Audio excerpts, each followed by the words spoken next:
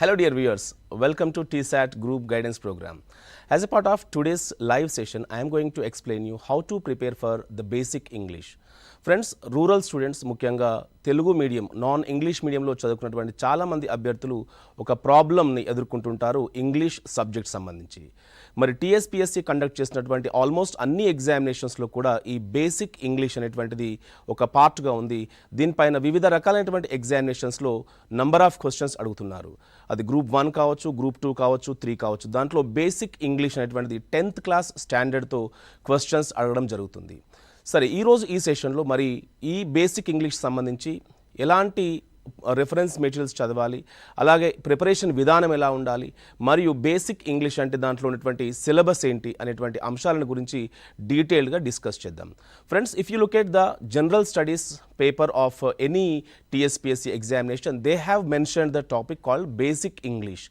Basic English అనేటువంటిది మాత్రమే మనకు దాంట్లో టైటిల్ కనిపిస్తుంది, కానీ సిలబస్ ఏంటి అనేది స్పెసిఫిక్గా మెన్షన్ చేయడం జరగలేదు.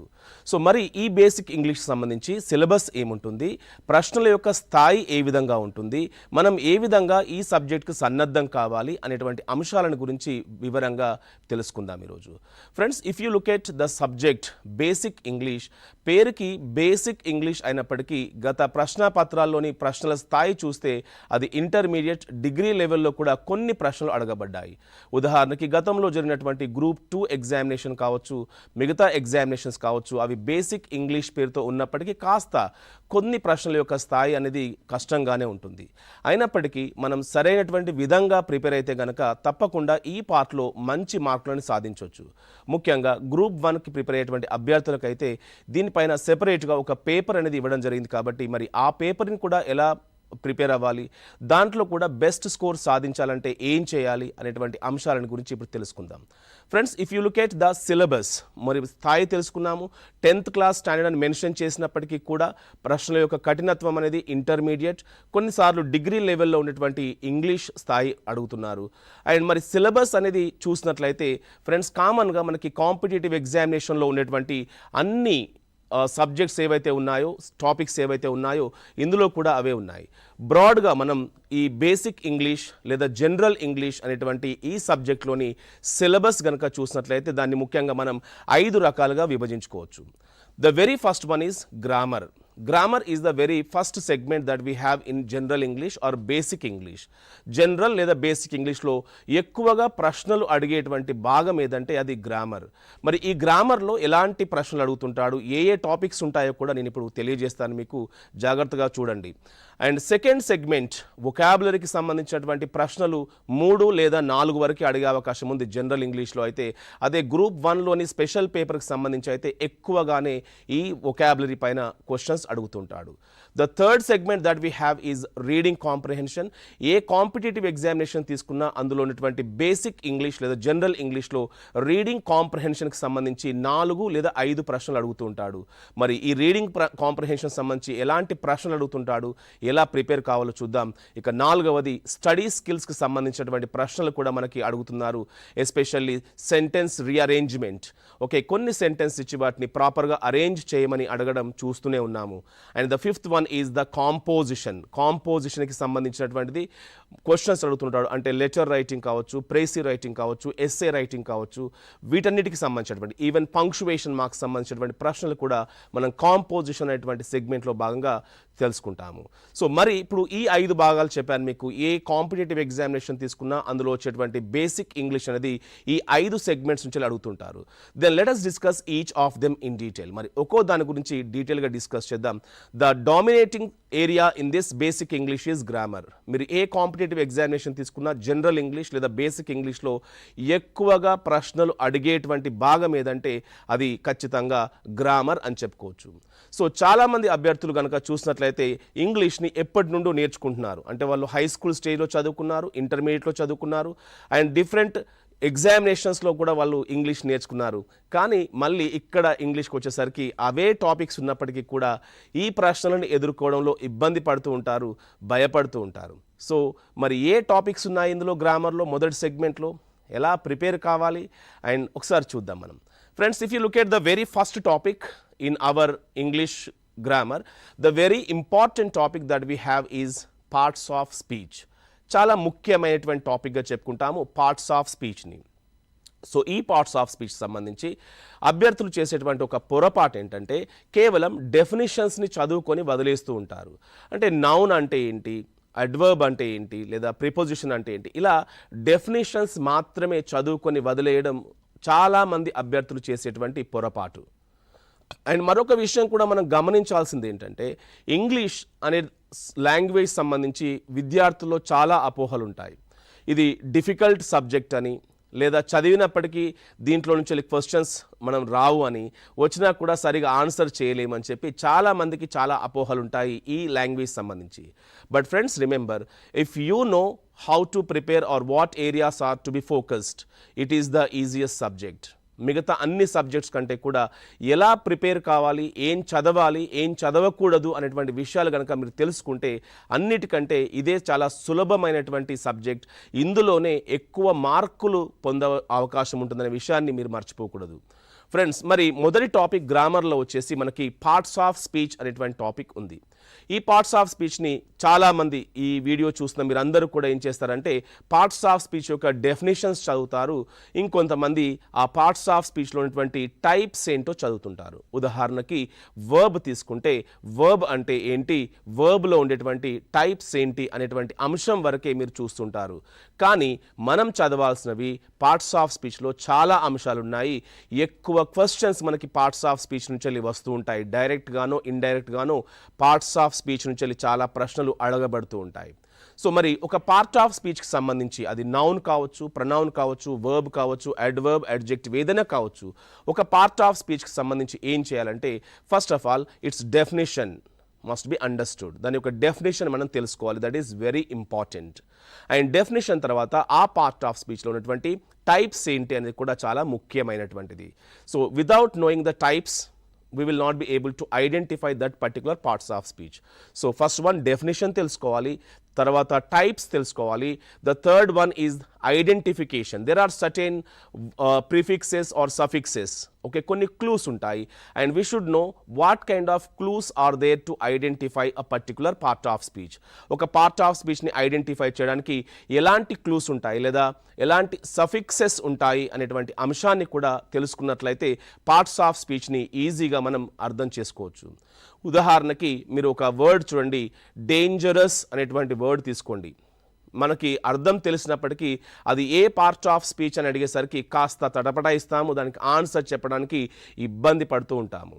సో మీరు కనుక కొన్ని సఫిక్సెస్ని తెలుసుకున్నట్లయితే ఐడెంటిఫై చేయడం చాలా సులభం అవుతుంది. ఏంటి సింపుల్ క్లూ అంటే ఏ వర్డ్ అయితే ఓయుఎస్తో ఎండ్ అవుతుందో, ఓకే, దేంతో ఎండ్ అవుతుంది, ఓయుఎస్తో కానీ ఐఓయుఎస్తో కానీ లేదా ఈఓయుఎస్తో కానీ ఎండ్ అవుతుందో అప్పుడు ఆ పదాన్ని మనం అడ్జెక్టివ్గా గుర్తుపెట్టుకుంటాము.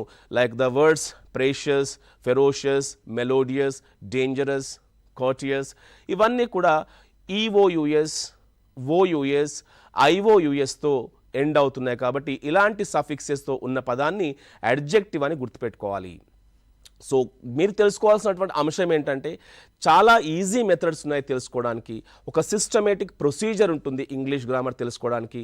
ఇవేవీ లేకుండా మనం సరైనటువంటి ఒక ఆర్డర్లో టాపిక్స్ని చదవక అర్థం చేసుకోవడంలో విఫలమవుతూ ఈ సబ్జెక్టే డిఫికల్ట్ అని చెప్పి దీనిపైన ఒక ఫోబియాని డెవలప్ చేసుకుంటూ ఉంటాము.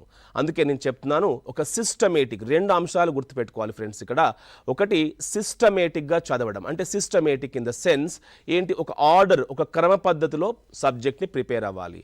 ఎందుకంటే ఒక టాపిక్ అనేది అర్థం అవ్వకుండా మీరు ఇంకొక టాపిక్ వెళ్తే ఆ టాపిక్ అర్థం కాదు. దాని ద్వారా ఏమవుతుందంటే ఇంగ్లీషే డిఫికల్ట్, ఇది రాదు, ఇందులో మార్క్స్ స్కోర్ చేయడం కష్టం అనేటువంటి ఒక ఫోబియా, ఒక ఫియర్ని డెవలప్ చేసుకుంటున్నాం. కాబట్టి మొదటిది ఏంటంటే మీరు పాటించాల్సింది ఒక ఆర్డర్లో చదువుకోండి, ఒక సీక్వెన్స్లో చదువుకోండి. ఉదాహరణకి సింపుల్, కాంపౌండ్, కాంప్లెక్స్ సెంటెన్సెస్ అనేది సాధారణంగా కాంపిటేటివ్ ఎగ్జామినేషన్లో అడుగుతుంటాడు. సో మీరు డైరెక్ట్గా సింపుల్, కాంపౌండ్, కాంప్లెక్స్ సెంటెన్సెస్ని కనుక చదివితే అది మీకు అర్థం కాదు.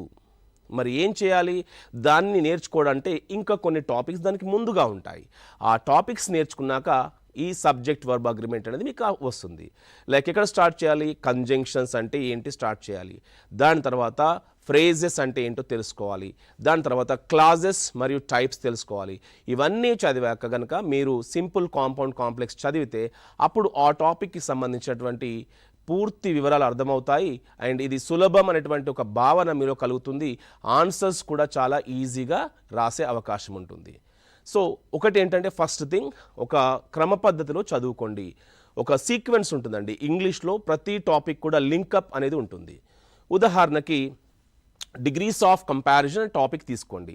డిగ్రీస్ ఆఫ్ కంపారిజన్ అనే టాపిక్ తీసుకున్నప్పుడు అది తెలియాలంటే ఏం కావాలి, మీకు అడ్జెక్టివ్స్ ఏంటో తెలియాలి. అడ్జెక్టివ్స్ తెలిస్తేనే డిగ్రీస్ ఆఫ్ కంపారిజన్ చేయగలుగుతారు. మరి అడ్జెక్టివ్స్ తెలియాలంటే ముందుగా మీరు నౌన్ ప్రనౌన్ తెలుసుకోవాలి. సో ఆర్డర్ ఏంటి ఇక్కడ, ముందు నౌన్ నేర్చుకుంటాము, ప్రనౌన్ నేర్చుకుంటాము, అడ్జెక్టివ్ నేర్చుకుంటాము, దాని తర్వాత డిగ్రీస్ ఆఫ్ కంపారిజన్, అందులో దాని తర్వాత నెక్స్ట్ వచ్చేసి ఫార్మ్స్ ఆఫ్ అడ్జెక్టివ్స్. ఇది ఒక క్రమ పద్ధతి.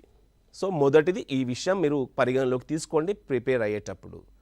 ఇక రెండవ ముఖ్యమైన అంశం మీకు చెప్పేటువంటిది ఏంటంటే, the second important thing is that you should study all the topics related to one particular concept. ఒక కాన్సెప్ట్కి సంబంధించి అన్ని అంశాలని మీరు పరిపూర్ణంగా చదవాలి. ఇందాక చెప్పాను కదా, పార్ట్స్ ఆఫ్ స్పీచ్ అనే టాపిక్ తీసుకుంటే డెఫినిషన్ టైప్స్ తెలుసుకుంటే కాదు, అందులో ఏం చదవాలి, we should no how to identify the part of speech, దాన్ని ఎలా గుర్తించాలి, వాట్ ఆర్ ద క్లూస్, ఎలాంటి క్లూస్ ఉన్నాయి. ఉదాహరణకి అడ్జెక్టివ్ తీసుకుంటే ఇందాక చెప్పాను ఓయుఎస్, ఐఓయుఎస్, ఈఓయుఎస్ లాంటి క్లూస్ ఉంటాయి. అలాగే అడ్జెక్టివ్ని గుర్తించడానికి మరికొన్ని క్లూస్ వచ్చేసి, ఏదైనా వర్డ్ కనుక ఎఫ్యుఎల్తో ఎండ్ అయితే అది అడ్జెక్టివ్గా గుర్తుపెట్టుకోవాలి. Like successful, joyful, beautiful. And ఏదైనా వర్డ్ కనుక ఎల్ఈఎస్ఎస్తో కనుక ఎండ్ అయినట్లయితే అది కూడా అడ్జెక్టివ్ అవుతుంది. లైక్ మీనింగ్లెస్, యూజ్లెస్, సో లెస్తో ఎండ్ అయ్యేటువంటిది. In the same way if a word ends with ఐఏఎల్తో ఎండ్ అయితే కూడా ఆ వర్డ్ని మనం అడ్జెక్టివ్గా చెప్పుకుంటాము. So OUS, IOUS, EOUS, FUL, IAL, LESS. And similarly if a word ends with IC or ఏఎల్తో ఎండ్ అయినప్పటికీ, or if a word ends with ఐక్యూయుఈ are ఈక్యూయుఈ, okay, ఐక్యూయుఈ, ఈక్యూయుతో end అయినప్పటికీ, లేదా ఒక వర్డ్ గనక మనకి ఐసీతో లేదా ఐసిఏఎల్తో లేదా టీఏఎల్తో ఎండ్ అయితే ఇలాంటివన్నీ కూడా అడ్జెక్టివ్స్ అవుతాయి. ఉదాహరణకి ఏబిఎల్ఈ లేదా ఐబిఎల్ఈ అనే సఫిక్సెస్ తీసుకోండి. ఎప్పుడు కానీ ఈ ఐబిఎల్ఈ, ఏబిఎల్ఈతో ఎండ్ అయ్యేటువంటి పదాలని అడ్జెక్టివ్స్ అంటాము. ఏబిఎల్ఈ తీసుకుంటే కంఫర్టబుల్, పోర్టబుల్. ఐబిఎల్ఈ తీసుకుంటే విజిబుల్, లెజిబుల్. ఇలాంటి క్లూస్ అనేటివి ఉంటాయి. వీటి సహాయంతో మనం పార్ట్స్ ఆఫ్ స్పీచ్ని చాలా సునాయాసంగా గుర్తుపట్టొచ్చు. ఆ పదం యొక్క అర్థం తెలియకున్నప్పటికీ మీరు ఈ సఫిక్సెస్ని తెలుసుకుంటే ఈజీగా ఈ టాపిక్ని చేయొచ్చు మీరు.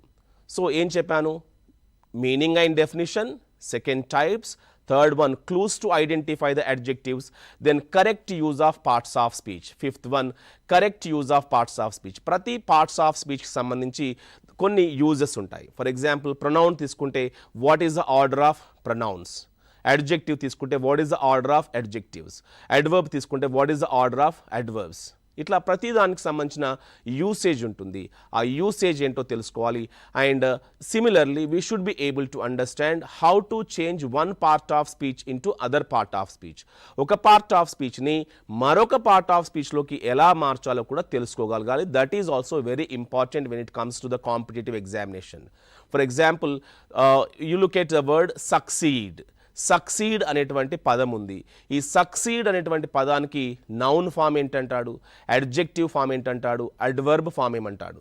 సో ఇలాంటి క్వశ్చన్స్ మనకి ఎక్స్పెక్ట్ చేయొచ్చు ఎగ్జామినేషన్లో. So succeed is the verb, success is the noun, successful is the adjective, successfully is the adverb.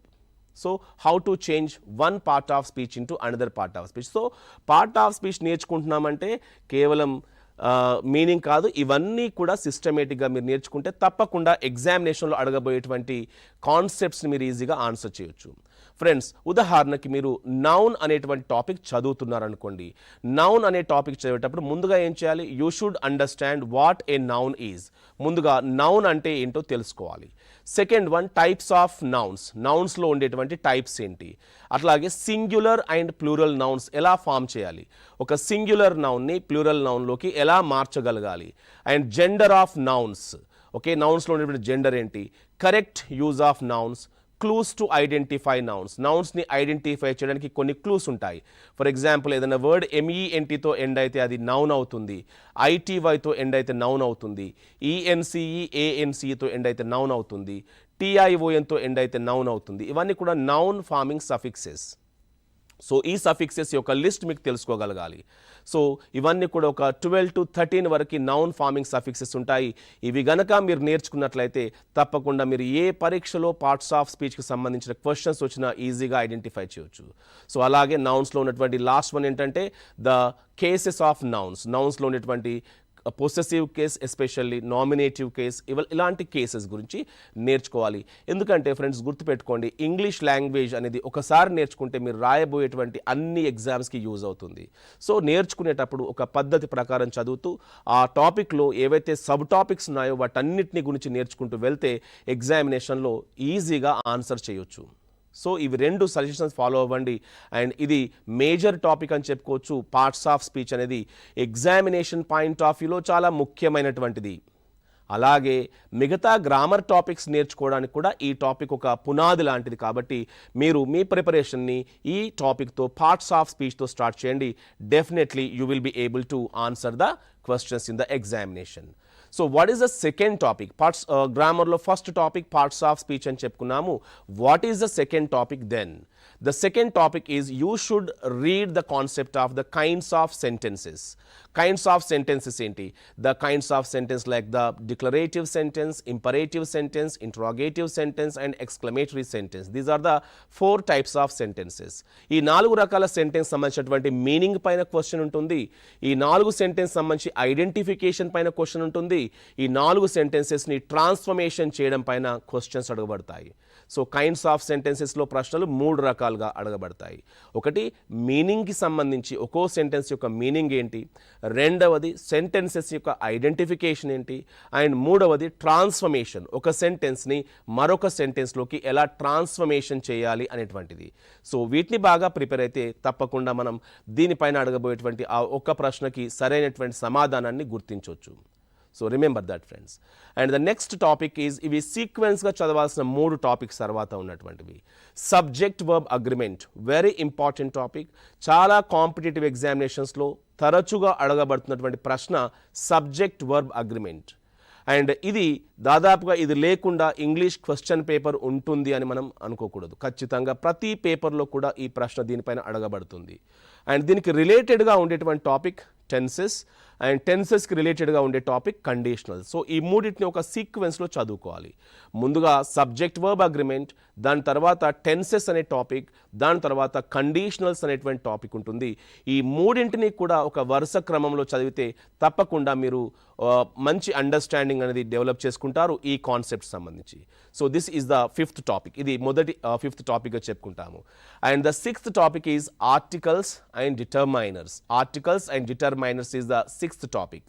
So మీకు అందరికీ తెలుసు friends, articles commonly asked question in the competitive examinations. Okay, how to use a and the అనేటువంటి ఆర్టికల్స్ని ఎలా ఉపయోగించాలి, అలాగే ఎలా ఉపయోగించకూడదు, omission of the articles అంటాము, లేదా జీరో ఆర్టికల్ అంటాము.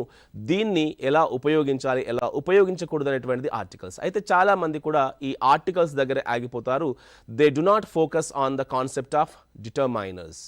కానీ ఫ్రెండ్స్, మీరు కనుక ప్రీవియస్ క్వశ్చన్ పేపర్స్ చూసినప్పుడు మీకు ఈ టాపిక్ సంబంధించి డిటర్మైనర్స్ పైన కూడా ప్రశ్నలు అడుగుతున్నాడు. డెమాన్స్ట్రేటివ్ అడ్జెక్టివ్స్ కావచ్చు, పొసెసివ్ అడ్జెక్టివ్స్ కావచ్చు, డెమాన్స్ట్రేటివ్ ఇవన్నీ కూడా కామన్గా డిటర్మైనర్స్లోకి వస్తాయి.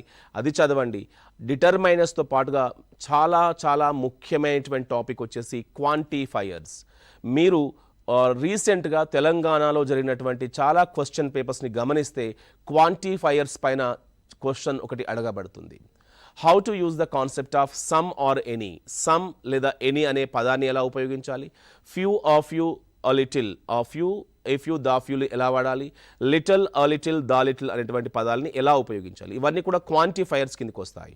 సో ఈ క్వాంటిఫైయర్స్ని కరెక్ట్గా యూజ్ చేయడం పైన రీసెంట్ ఎగ్జామినేషన్లో ఖచ్చితంగా ప్రశ్నలు అడగబడుతున్నాయి. So be careful, learn this topic also. అంటే మనం చాలామంది కూడా ట్రెడిషనల్ గ్రామర్ టాపిక్స్ ఏవైతే ఉన్నాయో వాటిపైనే ఫోకస్ చేస్తూ వాటికి సంబంధించినటువంటి బేసిక్స్ మాత్రమే నేర్చుకొని పరీక్షకు వెళ్తున్నారు. దాని ద్వారా ఎగ్జామినేషన్లో అడిగేటువంటి కొన్ని ట్రికీ క్వశ్చన్స్ని, కాన్సెప్ట్ బేస్డ్ క్వశ్చన్స్ని రాంగ్ ఆన్సర్ పెడుతున్నారు. కాబట్టి ఇప్పుడు నేను ఏవైతే అంశాలు చెప్తున్నానో మీరు ఈ అంశాలని ఆధారం చేసుకొని ప్రిపేర్ అవ్వండి. తప్పకుండా మీరు రాయబోయేటువంటి ఎగ్జామినేషన్లో మంచి స్కోర్ని సాధిస్తుంటారు. సో ఫ్రెండ్స్, క్వాంటిఫైయర్స్లో ఏం చెప్పాను, in quantifiers you have to know the word like some or any అనే పదాన్ని, లేదా few, of you, the few అనేటువంటి పదాలని, లేదా లిటిల్, ఆ లిటిల్, ద లిటిల్. సో ఈ వర్డ్స్ చదవండి. తప్పకుండా మీకు ఎగ్జామినేషన్లో మినిమం ఒక ప్రశ్న అయినా అడగబడుతుంది. సో ఇది క్వాంటిఫైయర్స్కి సంబంధించినటువంటి అంశాలు. అండ్ మరొక విషయం కూడా ఏంటంటే, మీరు ఈ టాపిక్స్ని చదివేటప్పుడు it is better to prepare keeping in view the text books of Telangana, English text books of Telangana. తెలంగాణలో ఉన్నటువంటి టెక్స్ట్ బుక్స్ ప్రతి యూనిట్లో కూడా వొకాబులరీ అండ్ గ్రామర్ అనేటువంటి కాంపోనెంట్స్ ఉంటాయి. సో ప్రతి టెక్స్ట్ బుక్లో ఉన్నటువంటి ఈ వొకాబులరీ అండ్ గ్రామర్కి సంబంధించి కూడా ఖచ్చితంగా కొన్నిసార్లు క్వశ్చన్స్ కనబడ్డాయి. ఇంతకుముందు జరిగినటువంటి గ్రూప్ 2 ఎగ్జామ్ కనుక పరిశీలించినట్లయితే ఆ క్వశ్చన్ పేపర్లో లెథార్జిక్ అనేటువంటి పదం యొక్క మీనింగ్ అడగబడింది.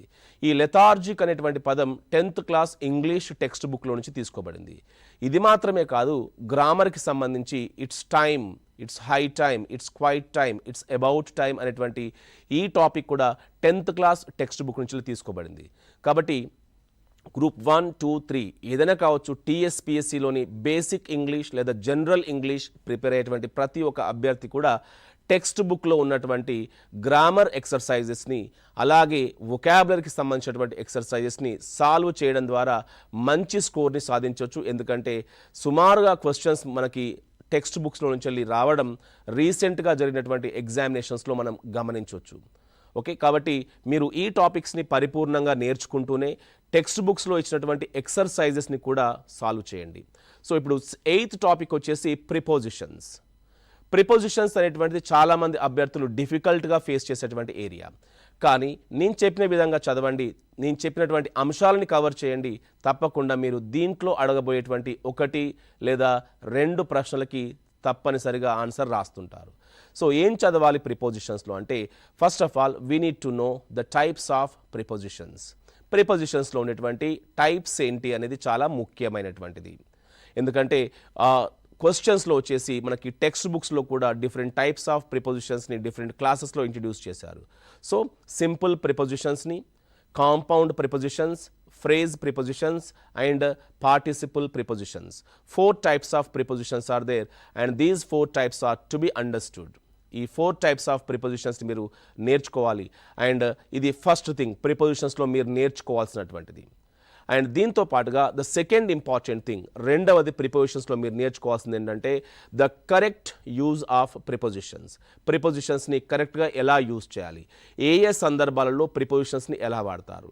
ఫర్ ఎగ్జాంపుల్ సిన్స్ మరియు ఫర్ అనేటువంటి ప్రిపోజిషన్స్ని ఎలా వాడాలి, ఓఎఫ్ ఆఫ్, ఓఎఫ్ఎఫ్ ఆఫ్ ఈ 2 ప్రిపోజిషన్స్ని ఎట్లా వాడుకోవాలి. అదేవిధంగా మోడ్ ఆఫ్ ట్రాన్స్పోర్ట్, ఇది ఫ్రీక్వెంట్గా అడిగేటువంటి ప్రశ్నలు ఫ్రెండ్స్.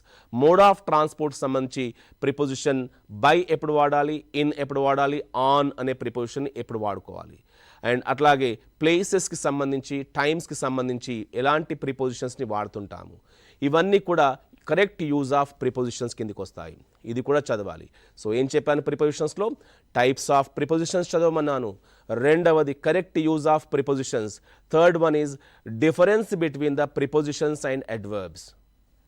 అంటే ఒక సెంటెన్స్లో ఒక వర్డ్ చూసినప్పుడు అది ప్రిపోజిషన్ అవుతుందా, అడ్వర్బ్ అవుతుందా అనేటువంటిది మీరు ఐడెంటిఫై చేయాలి. This is the third topic. And fourth one is the no preposition. Certain sentences do not take any prepositions, so we call them zero prepositions or no prepositions. Okay, words that do not require any prepositions. So ఇలాంటిది కూడా చాలా important.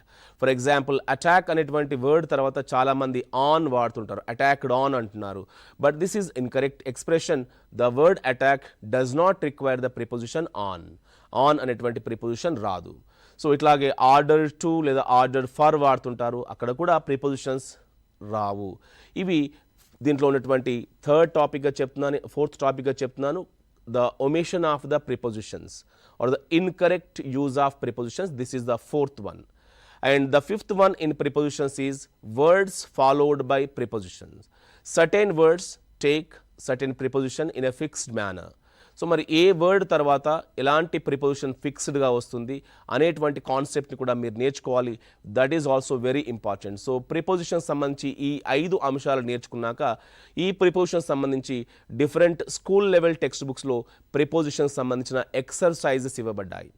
ఉదాహరణకి మనం 10th class text book తీసుకున్నట్లయితే అందులో words followed by prepositions అనేటువంటి topic కావచ్చు, లేదా కాంపౌండ్ ప్రిపోజిషన్స్ కావచ్చు, ఇవన్నీ ఫ్రేజ్ ప్రిపోజిషన్స్ కావచ్చు, దాంట్లో ఇవ్వబడ్డాయి.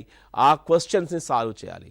ఇప్పుడు టెక్స్ట్ బుక్స్ మొత్తం చదవండి అని నేను మీకు చెప్పడం లేదు, కానీ ఆ టెక్స్ట్ బుక్స్లో ఉండేటువంటి ఇంగ్లీష్ టెక్స్ట్ బుక్స్లో ఉన్నటువంటి గ్రామర్ మరియు వొకాబులరీకి సంబంధించినటువంటి క్వశ్చన్స్ని సాల్వ్ చేయండి అని చెబుతున్నాను.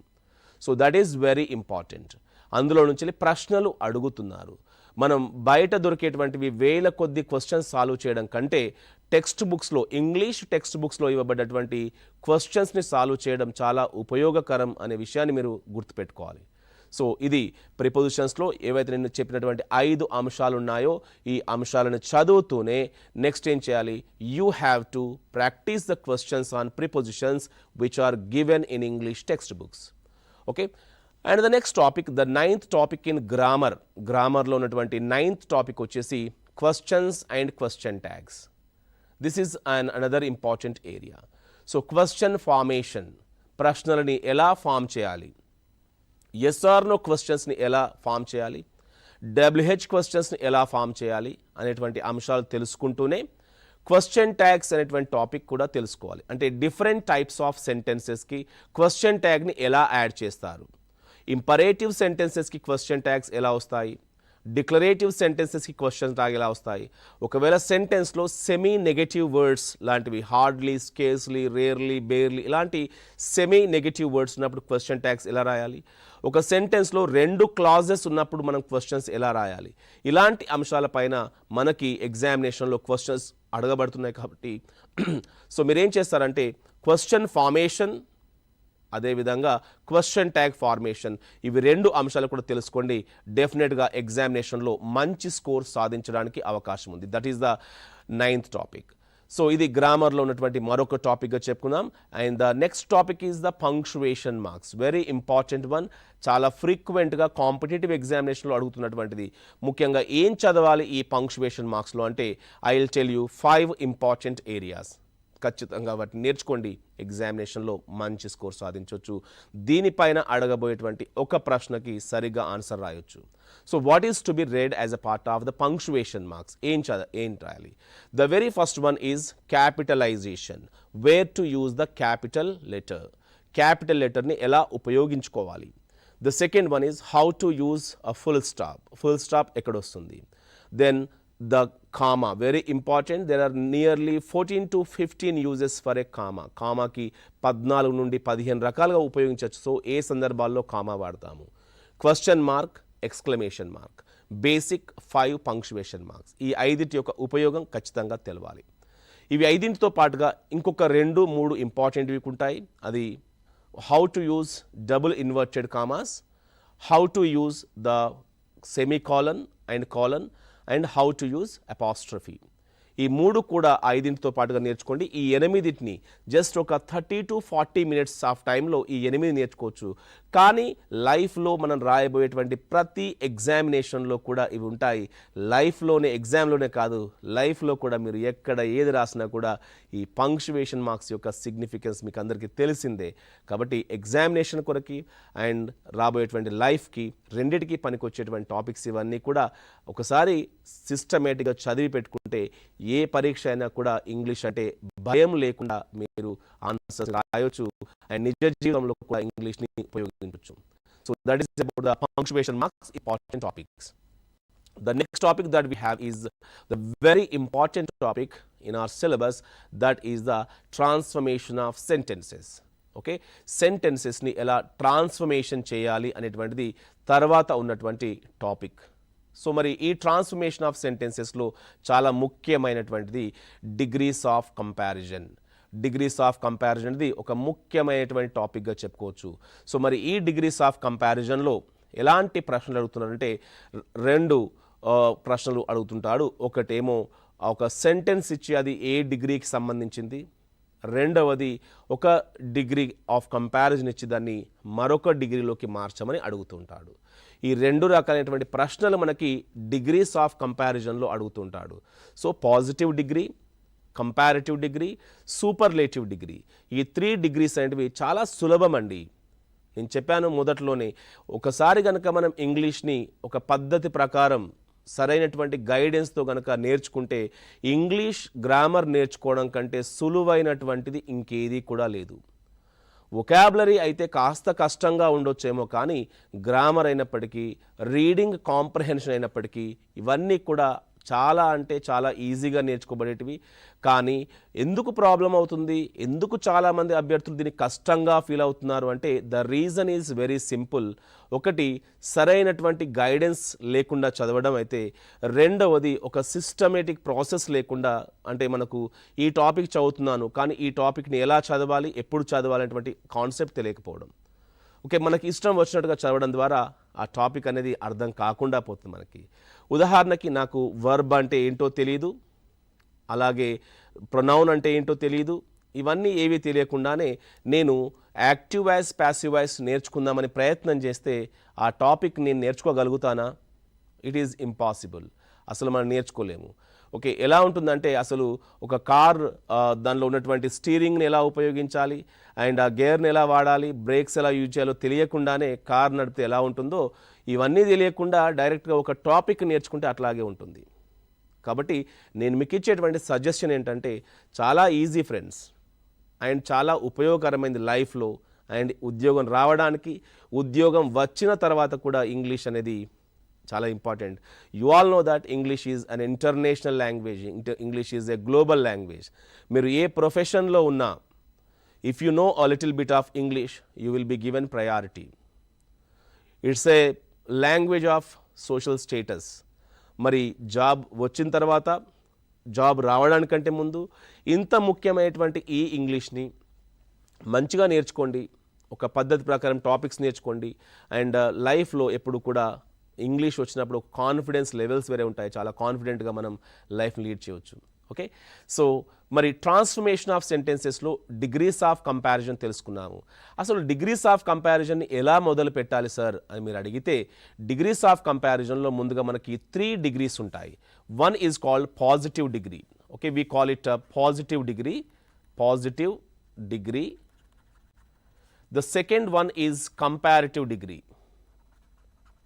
Comparative degree is the second one and superlative degree is the third one. So 3 degrees are there: positive degree, comparative degree and superlative degree. So first of all, how an adjective is changed into superlative and comparative. ఒక adjective superlative లోకి comparative లోకి ఎలా మారుతుంది అనే విషయాన్ని ముందుగా తెలుసుకోవాలి. ఉదాహరణకి మీకు ఒక వర్డ్ ఇచ్చినప్పుడు మీరు ఈజీగా దాన్ని కంపారిటివ్, సూపర్లేటివ్ లోకి మార్చగలుగుతారు. For example, if you look at the word tall, you can easily change this into comparative as taller and into superlative as tallest. It is the easiest one by adding certain prefixes like r, er, ier or st, est, iest. ఇవి చేర్చడం ద్వారా positive అనేది comparative, superlative లోకి మారుతూ ఉంటుంది. But there are certain other cases which take the words like more in comparative, most in superlative. సో ఎప్పుడు more అనే వర్డ్ తీసుకుంటాము, ఎప్పుడు మోస్ట్ అనే తీసుకుంటామంటే, so there are certain suffixes. For example adjective కనుక FULతో ఎండ్ అయితే, OUSతో ఎండ్ అయినప్పుడు, IALతో ఎండ్ అయినప్పుడు, ఇలాంటి వాటికి మనం ఏం చేయాలి, కంపారిటివ్లో మోర్, సూపర్లేటివ్లో మోస్ట్ యూజ్ చేస్తూ ఉంటాము. ఫర్ ఎగ్జాంపుల్ డేంజరస్ అనే వర్డ్ తీసుకున్నప్పుడు అది పాజిటివ్ అవుతుంది. కంపారిటివ్లో మోర్ యాడ్ చేస్తాము, మోర్ డేంజరస్. అండ్ సూపర్లేటివ్లో మోస్ట్ యాడ్ చేస్తాము, మోస్ట్ డేంజరస్. ఇట్లా మనకి టోటల్గా 7 methods of changing the positive degree into comparative and superlative degree. ఒక పాజిటివ్ డిగ్రీని కంపారిటివ్ సూపర్లేటివ్లోకి మార్చడానికి మనకి మొత్తంగా 7 మెథడ్స్ ఉంటాయి, 7 రకాలుగా ఉంటాయి. సో ఆ 7 టైప్స్ని ఎలా మార్చాలి అనేటువంటి దానిపైన కూడా గతంలో ప్రశ్నలు అడగబడ్డాయి. కాబట్టి మెకానికల్గా ట్రాన్స్ఫర్మేషన్ తెలుసుకుంటే లాభం ఉండదు. ఒక శాస్త్రీయంగా ఒక టాపిక్ని పరిపూర్ణంగా నేర్చుకుంటే చాలా అద్భుతంగా నేర్చుకోవచ్చు. అండ్ మోరోవర్ ఒక ఇంట్రెస్టింగ్ మేనర్గా నేర్చుకోవచ్చు. ఉదాహరణకి ఒక వర్డ్ ఇస్తాడు, ఇచ్చి అది ఇండస్ట్రియస్ అనే వర్డ్ ఇస్తాడు. ఇండస్ట్రియస్ అనే వర్డ్ ఇచ్చి ఇది ఏ డిగ్రీలో ఉంది అంటాడు. పాజిటివ్లో ఉందా, కంపారిటివ్లో ఉందా, సూపర్లేటివ్లో ఉందా చెప్పండి అంటాడు. సో ఏం చెప్పాలి మనం అప్పుడు? It is very simple. Okay, that is in positive degree. And comparative degree ఏమవుతుంది? More industrious and most industrious అనేది comparative degree and superlative degree అవుతుంది. సో ఇట్లా ఒక వర్డ్ ఇచ్చేసి అది ఏ డిగ్రీలో ఉంది అని చెప్తాడు. లేదా క్వశ్చన్స్, కొన్ని అడ్జెక్టివ్స్కి కంపారిటివ్ డిగ్రీ, సూపర్లేటివ్ డిగ్రీ ఉండదు. ఉదాహరణకి యునిక్ అనే వర్డ్ తీసుకోండి. If you look at the word unique, the word does not contain comparative and superlative. Absolute adjectives అంటాము, వీటికి కంపారిటివ్స్ కానీ సూపర్లేటివ్స్ కానీ ఉండవు. సో మరి ఇలాంటి అడ్జెక్టివ్స్, కంపారిటివ్, సూపర్లేటివ్ లేనటువంటి అడ్జెక్టివ్స్ ఏంటి అంటే, ఒక పాజిటివ్ డిగ్రీని మార్చడానికి ఎలాంటి రూల్స్ ఉన్నాయి, అండ్ మార్చకూడనటువంటి అడ్జెక్టివ్స్ ఏంటి అనేటువంటిది కూడా తెలుసుకున్నాక అప్పుడు ట్రాన్స్ఫర్మేషన్ ఆఫ్ డిగ్రీస్ అనేది తెలుసుకుంటే మీరు ప్రశ్న ఎలా ఇచ్చినా కూడా ఆన్సర్ చేయడానికి రెడీగా ఉన్నట్టు. కాబట్టి డైరెక్ట్ ట్రాన్స్ఫర్మేషన్ అది కాకుండా దానికంటే ముందున్నటువంటి కొంత ప్రిలిమినరీ వర్క్ చేసి కొంత నాలెడ్జ్ గెయిన్ చేస్తే ఇది చాలా సులభం అవుతుంది. And the next topic friends, voice. Okay, మనకి యాక్టివ్ అండ్ ప్యాసివ్ వాయిస్ రెండు ఉంటాయని తెలుసు. యాక్టివ్ వాయిస్, ప్యాసివ్ వాయిస్ సంబంధించి మనకి ఎగ్జామినేషన్లో 3 టైప్స్ ఆఫ్ క్వశ్చన్స్ అడుగుతుంటాడు. 3 రకాలైనటువంటి ప్రశ్నలు అడుగుతుంటాడు. Let us see what those 3 types of questions are. మరి ఆ 3 టైప్ ఆఫ్ క్వశ్చన్స్ ఏంటి అని చూసినప్పుడు, the very first one is the identification of the active and passive voice. మొదటి క్వశ్చన్ ఏంటి? యాక్టివ్ వాయిస్ని ప్యాసివ్ వాయిస్గా ఐడెంటిఫై చేయడం పైన ఒక క్వశ్చన్ అడగబడుతుంది, అడగొచ్చు. ఇదివరకు జరిగినటువంటి ఎగ్జామినేషన్లో అడిగారు. ఉదాహరణకి చెప్పాను ఇందాకే, ఐడెంటిఫికేషన్ ఆఫ్ ద వాయిస్. ఒక సెంటెన్స్ ఇచ్చి ఆ సెంటెన్స్లో ఇది యాక్టివ్ వాయిస్లో ఉందా, ప్యాసివ్ వాయిస్లో ఉందా గుర్తించండి అంటాడు. ఉదాహరణకి lunch is served at 1 PM. Lunch is served at 1 PM అనేటువంటి సెంటెన్స్ తీసుకున్నప్పుడు, and what is the voice of this sentence, ఈ సెంటెన్స్కి వాయిస్ ఏంటి అంటాడు. Lunch is served at 1 PM అనేటువంటి ఈ సెంటెన్స్కి అది యాక్టివ్ వాయిస్లో ఉందా, ప్యాసివ్ వాయిస్లో ఉందా అనేటువంటి క్వశ్చన్ ఉంటుంది. సో మరి మీకు ఇది తెలియాలి అంటే అసలు ప్యాసివ్ వాయిస్ అంటే ఏంటి అనేది తెలియాలి. ఎలా గుర్తించుతారంటే ప్యాసివ్ వాయిస్ని B+V3 ఫామ్. B+V3 ఫామ్ అనేది ఉన్నట్లయితే ఆ సెంటెన్స్ని మనం ప్యాసివ్ వాయిస్గా గుర్తిస్తాము. ఖచ్చితంగా ఏముండాలి? ముందుగా బీ ఫామ్ ఉండాలి. అంటే am, is, are, was, were. Be, being, been, వీటిని బీ ఫామ్స్ అంటాము. ఈ బీ ఫామ్స్తో పాటుగా V3 ఫామ్ కనుక ఉన్నట్లయితే అది ప్యాసివ్ వాయిస్ అవుతుంది. ఓకే, ప్యాసివ్ వాయిస్ అవుతుంది. ఉదాహరణకి ఇక్కడ చూడండి, ఈజ్ అనేది ఏమో బీ ఫామ్, సర్వ్డ్ అనేది V3 ఫామ్. సో ఇప్పుడు ఈ రెండు ఉన్నాయి కాబట్టి ఈ సెంటెన్స్ అనేది ప్యాసివ్ వాయిస్లో ఉంది అని చెప్తాము. This sentence is in passive voice, అది ప్యాసివ్ వాయిస్లో ఉందని గుర్తుపెట్టుకోవాలి. సో ఇట్లా ఐడెంటిఫికేషన్ పైన ఒక question అడుగుతుంటాడు.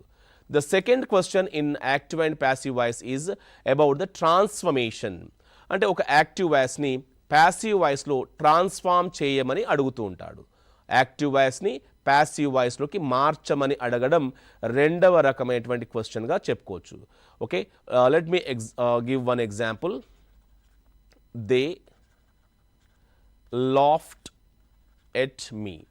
They laughed at me is the sentence. So they laughed at me అనేటువంటి ఈ సెంటెన్స్లో ప్యాసివ్ వాయిస్లోకి మార్చమంటాడు. సో మరి ఎలా చేంజ్ చేయాలి దీన్ని? మనం ఆబ్జెక్ట్తో స్టార్ట్ చేయాలి. That is I was laughed at. I was laughed at by them is the right answer. I was laughed at by them is the right answer to this question. This is the second method of questions. ఇది active voice passive వాయిస్లో రెండవ రకమైనటువంటి ప్రశ్నగా గుర్తుపెట్టుకోవచ్చు. ఒకటి ఏం చెప్పాను మీకు? ఐడెంటిఫికేషన్ పైన, రెండవది ట్రాన్స్ఫర్మేషన్ పైన, and third question will be on fill in the blanks. Fill in the blank అనేది ఒక క్వశ్చన్ అడగబడుతుంది. For example, the boy dash by a dog. The boy dash by a dog. So first option bit, second option bites, third option was bitten. Okay, ఇట్లా questions అడుగుతుంటాడు. So ఏం రాయాలి ఇక్కడ? మనం active voice కాదు, ఇది by ఉంది, and more over meaning పరంగా కూడా అది యాక్టివ్ వాయిస్ లేదు, ప్యాసివ్ వాయిస్. కాబట్టి was bitten is the right answer. Passive verb ఫామ్తో ఫిల్ చేయమని అడుగుతూ ఉంటాడు. సో ఇది second type of question, third type of question on active and passive voice. So friends గుర్తుపెట్టుకోండి, యాక్టివ్ వాయిస్ ప్యాసివ్ వాయిస్ నేర్చుకునేటప్పుడు కేవలం మీ focus అంతా కూడా ట్రాన్స్ఫర్మేషన్ పైనే ఉంటుంది. అంటే ఒక యాక్టివ్ వాయిస్ని ప్యాసివ్ వాయిస్లోకి ఎలా ట్రాన్స్ఫార్మ్ చేయాలనేటువంటి ఒకటే కాన్సెప్ట్తో ఉంటారు తప్పితే ఈ మూడు రకాలైనటువంటి ప్రశ్నలకి చాలామంది రెడీగా ఉండరు. ఏం చెప్పాను ఆ 3 టైప్స్ ఆఫ్ క్వశ్చన్స్ని? మొదటిది identification of the active and passive voice, రెండవది transformation of active voice into passive voice, మూడవది fill in the blank with the active verb form or passive verb form. ఈ మూడు గుర్తుపెట్టుకొని అండ్ మీరు ట్రాన్స్ఫర్మేషన్లో కూడా డిఫరెంట్ టైప్స్ ఆఫ్ సెంటెన్సెస్ని ఎలా transform చేయాలో తెలుసుకోవాలి. ఉదాహరణకి, how to transform the imperative sentences, the interrogative sentences, how to transform the sentence with 2 clauses ఉన్నప్పుడు దాన్ని ఎలా ట్రాన్స్ఫర్మేషన్ చేయాలి, ఈ అంశాలు చాలా ముఖ్యమైనటువంటివి. ఓకే, ఇది active voice and passive voice సంబంధించినటువంటి ఇన్ఫర్మేషన్. అండ్ మనకి ట్రాన్స్ఫర్మేషన్లో degrees of comparison active and passive వాయిస్తో పాటుగా we have one more concept, that is direct and indirect speech. Direct and indirect speech is also there. So మరి ఈ direct indirect స్పీచ్లో సంబంధించి declarative సెంటెన్సెస్ని indirect స్పీచ్లోకి ఎలా మార్చాలి, imperative సెంటెన్సెస్ని ఎలా మార్చాలి, అండ్ అలాగే ఎక్స్క్లమేటరీ సెంటెన్సెస్ని ఎలా మార్చాలి. So declarative, imperative, interrogative and exclamatory సెంటెన్సెస్ని ఎలా మార్చాలి. ఇది చాలా కామన్గా అడుగుతున్నటువంటి ప్రశ్న.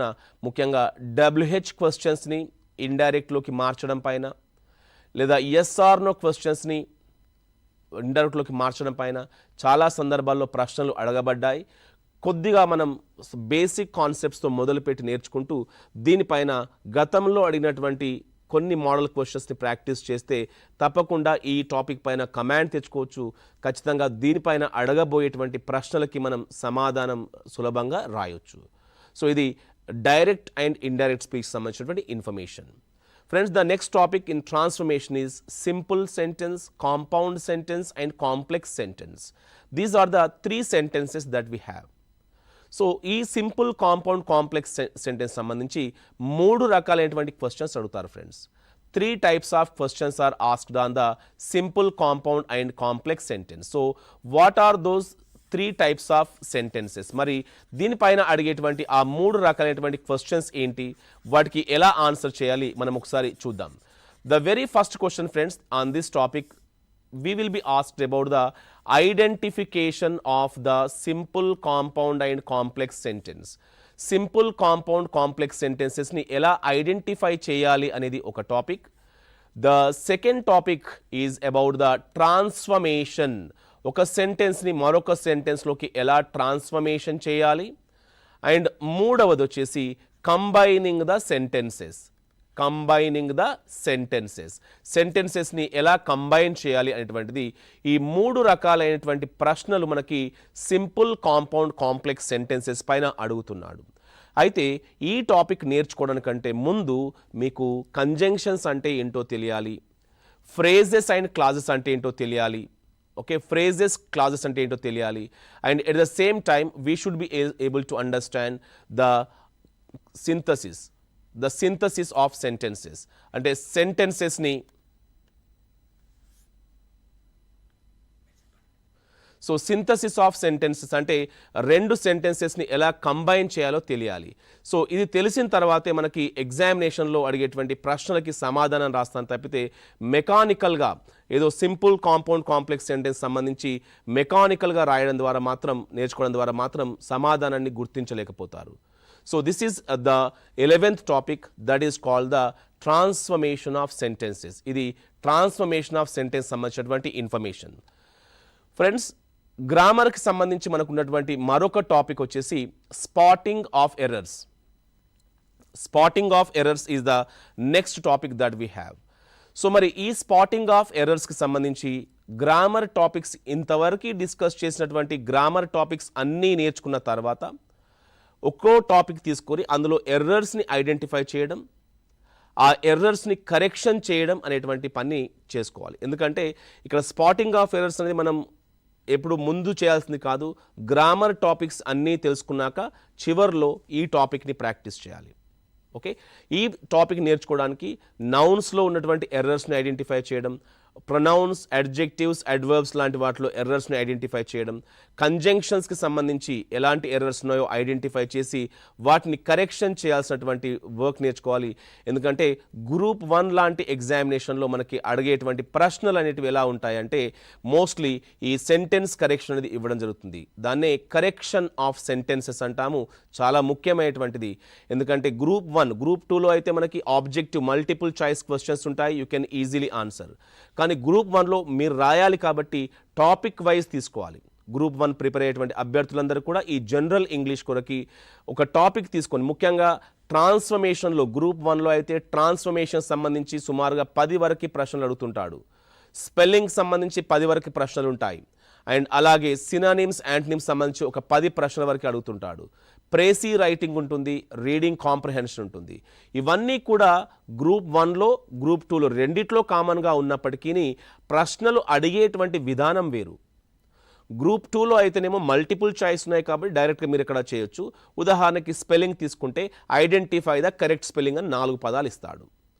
అదే మీకు గ్రూప్ 1లో తీసుకుంటే ఇన్కరెక్ట్ ఉండే స్పెల్లింగ్ ఉన్నటువంటి వర్డ్స్ ఇచ్చి వాటికి కరెక్ట్ స్పెల్లింగ్ రాయండి అంటాడు. టాపిక్ ఒకటే కానీ అడిగేటువంటి విధానం వేరు. అడిగే విధానం వేరైనటువంటి విషయాన్ని ఇక్కడ మీరు గమనించాలి. సో స్పాటింగ్ ఆఫ్ ఎర్రర్స్, దీని తర్వాత ఉన్నటువంటి topic sentence rearrangement. So 4 or 5 sentence ఇచ్చి వాటిని అప్రాప్రియేట్గా అరేంజ్ చేయమంటాడు. ఇక్కడ నుంచి మనకి స్టడీ స్కిల్స్కి సంబంధించి ఇప్పటివరకు గ్రామర్ చెప్పుకున్నాము. గ్రామర్లో 12 టాపిక్స్ నేను మీకు చెప్పాను. అండ్ 13th టాపిక్ మనకి స్టడీ స్కిల్స్కి సంబంధించినటువంటిది సెంటెన్స్ రీఅరేంజ్మెంట్. చదివి అర్థం చేసుకొని ఆ సెంటెన్సెస్ని ఒక క్రమ పద్ధతిలో రాయడం. ఇక 14వది లాంగ్వేజ్ ఫంక్షన్స్. ఓకే, మన నిజ జీవితంలో కొన్ని సందర్భాలలో యూజ్ చేసేటువంటి ఎక్స్ప్రెషన్స్ సంబంధించి కూడా ప్రశ్నలు వస్తుంటాయి. అండ్ ద నెక్స్ట్ వన్, ఇప్పటివరకు మనం గ్రామర్లో ఉన్నటువంటి ఇంపార్టెంట్ టాపిక్స్ని అలాగే స్టడీ స్కిల్స్ అనేది చూసాము. ఇక 3వ సెగ్మెంట్ వచ్చేసి వొకాబులరీ. ఈ వొకాబులరీకి సంబంధించి మనకు ఒక 6 important topics, 6 to 7 important topics ఉంటాయి. Friends, synonyms, antonyms, phrasal verbs, one word substitutions, spellings, idioms and phrases, proverbs. ఈ 7 టాపిక్స్ అనేది మనం ఎక్కడ చదవాలి, ఏం చేయాలి అంటే టెక్స్ట్ బుక్లో ఇచ్చినటువంటి వొకాబులరీ నేర్చుకోండి. 10th క్లాస్ వరకు ఉన్నటువంటి ఇంగ్లీష్ టెక్స్ట్ బుక్లో కొన్ని ముఖ్యమైనటువంటి పదాలు ఉంటాయి. మరి ఇంగ్లీష్లో ఉన్న మిలియన్స్ ఆఫ్ వర్డ్స్ నేర్చుకోవడం ప్రస్తుతం మీకు సులభం, అంత ఈజీ కాదు, వీలు కూడా కాదు. ఎందుకంటే మీరు చదవాల్సిన సబ్జెక్ట్స్ చాలా ఉంటాయి కాబట్టి. సో దీనికి గాను సింపుల్గా మీరు 10th క్లాస్ వరకు ఉన్నటువంటి ఇంగ్లీష్ టెక్స్ట్ బుక్లోని synonyms, antonyms, phrasal verbs, idioms and especially the one word substitutions, synonym spelling, ఇవన్నీ కూడా మీకు టెక్స్ట్ బుక్స్లో ఉన్నాయి. ముఖ్యంగా గ్రూప్ 1 వాళ్ళకైతే దీనిపైన ఇడియమ్స్ పైన ఒక 5 నుంచి 10 క్వశ్చన్లు అడిగే అవకాశం ఉంటుంది. సిననిమ్స్, యాంటనిమ్స్ కూడా 5 క్వశ్చన్లు అడిగే అవకాశం ఉంది. స్పెల్లింగ్ పైన కూడా 5 క్వశ్చన్లు అడిగే అవకాశం ఉంది. అంటే గ్రూప్ 1 ఎగ్జామినేషన్ వాళ్ళ దృష్టిలో ఈ వొకాబులరీ అనేటువంటి టాపిక్ నుంచి వెళ్ళి సుమారుగా 20 నుంచి 30 ప్రశ్నలు అడగబడతాయి. 20 నుండి 30 క్వశ్చన్స్ అడగబడతాయి ఈ వొకాబులరీ అనేటువంటి ఏరియా నుండి. అదే గ్రూప్ 2, 3 లాంటి ఎగ్జామినేషన్ తీసుకుంటే ఈ వొకాబులరీ నుంచి వెళ్ళి 2 లేదా 3 క్వశ్చన్స్ మాత్రమే ఉంటాయి. ఇక నెక్స్ట్ వచ్చేసి last one reading comprehension. Reading comprehension is the last topic in our syllabus and దీనికి సంబంధించి ప్రోజ్ ప్యాసేజ్ ఇస్తాడు అండ్ స్టడీ స్కిల్స్ని రీడింగ్ స్కిల్ని ఎక్కువగా డెవలప్ చేసుకోండి. ఓకే, రీడింగ్ చేయడం ద్వారా మీకు కాంప్రహెన్షన్ లెవెల్స్ అర్థం చేసుకోవడం పెరుగుతుంది. అండ్ రీడింగ్ కాంప్రహెన్షన్లో ముఖ్యంగా పారాగ్రాఫ్ యొక్క సెంట్రల్ ఐడియా ఏంటి అండ్ దాంట్లో ఉన్నటువంటి కీవర్డ్స్ యొక్క మీనింగ్స్ ఏంటి అడుగుతుంటాడు. డైలీ ఒక ప్యాసేజ్ చొప్పున ప్రాక్టీస్ చేయండి. కనీసం ఒక 40-50 ప్యాసేజ్ కనుక మీరు ప్రాక్టీస్ చేస్తే ఖచ్చితంగా సొంతంగా చాలా ఈజీగా, చాలా క్విక్గా, చాలా ఆక్యురేట్గా మీరు రీడింగ్ కాంప్రహెన్షన్కి సరైనటువంటి ఆన్సర్స్ని గుర్తించగలుగుతారు. సో ఫ్రెండ్స్, ఇది మనకి బేసిక్ ఇంగ్లీష్లో ఉన్నటువంటి టాపిక్స్ అన్నీ కూడా. అండ్ రెఫరెన్స్ మెటీరియల్ వచ్చేసరికి మనకి చాలా ప్రామాణికమైనటువంటి పుస్తకాలు ఉన్నాయి. ఏదన్నా మీకు మంచి అర్థమైనటువంటి భాషలో ఉన్నటువంటి ప్రామాణికమైనటువంటి పుస్తకాన్ని తీసుకొని చదవడం ఎంత ఉంటుందో ఇంగ్లీష్లో, ఆ గ్రామర్ చదవడానికంటే ఈక్వల్ టైంని మీరు ప్రాక్టీస్ కొరకు కూడా కేటాయించుకోండి. సో ప్రామాణిక పుస్తకాన్ని ఏదైనా చదవడం, ప్రాక్టీస్ చేయడం, అలాగే టెక్స్ట్ బుక్లో ఇచ్చినటువంటి గ్రామర్ అండ్ వొకాబులరీ ఎక్సర్సైజెస్ని చేయండి. ఇవి మీకు సరిపోతాయి. ఓకే, ఇది రెఫరెన్స్ మెటీరియల్ చెప్తున్నాను. అండ్ ప్రిపరేషన్ విధానానికి వచ్చినప్పుడు నేను 2 ముఖ్యమైనటువంటి అంశాలు చెప్పాను ఫ్రెండ్స్. ఒకటి, ఒక ఆర్డర్ ప్రకారం టాపిక్స్ నేర్చుకోండి, సిస్టమేటిక్గా ఒక ఆర్డర్ ప్రకారం వెళ్ళండి. రెండవది, ఒక టాపిక్ చదివేటప్పుడు అందులో పాసిబుల్ టాపిక్స్ అంటే ఎగ్జామినేషన్లో అడగడానికి ఏవైతే ఉన్నాయో వాటిని అస్సలు మిస్ చేయకండి. కష్టం అయినప్పటికీ 1-2 సార్లు చదివి ప్రాక్టీస్ చేస్తే అది మీకు అందరికి కూడా సులభంగా ఉంటుంది. ఓకే, సో మీకు ఏమైనా దీనికి సంబంధించి సందేహాలు ఉంటే ఇక్కడ కామెంట్ సెక్షన్లో చేయండి. డెఫినెట్గా మేము దానికి ఆన్సర్ చేయడానికి ప్రయత్నిస్తాము. అండ్ ఇంకా మీకు సబ్జెక్ట్ సంబంధించి కావచ్చు, ఇంగ్లీష్కి సంబంధించి ప్రిపరేషన్ లేదా ఏవైనా క్వశ్చన్స్ కనుక ఉంటే you can post there in the comment section. So friends, this is all about the session on the general English, awareness on general English. Hope you all have understood our TSAT live classes, especially today's class that is on general English, right? Thank you so much friends, and let us meet in the next video lecture on general English. Thank you and wish you all the best.